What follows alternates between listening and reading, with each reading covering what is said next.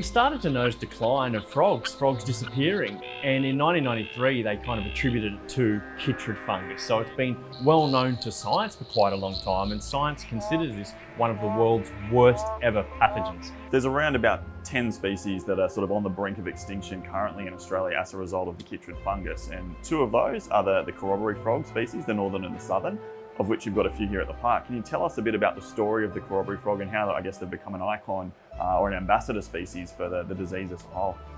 I guess you can look at animals in general across the globe. If you're enigmatic, you're beautiful, conservation's quite simple for those animals. Now, when you start looking at small brown frogs or small brown birds, it's far more difficult to get funding in, of course.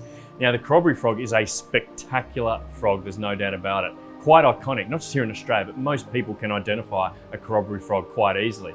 Now, without the conservation projects that have been run for the last, decade and a half, 2 decades, the corroboree frog would be extinct in the wild. There's no doubt about it.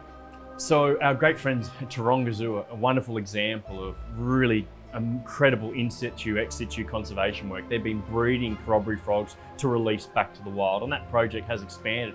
Institutions like Melbourne Zoo, of course. Now, without those institutions, and it does show the important role that zoos play in the global schemes of wildlife conservation, without those organisations, corroboree frog would have already been lost.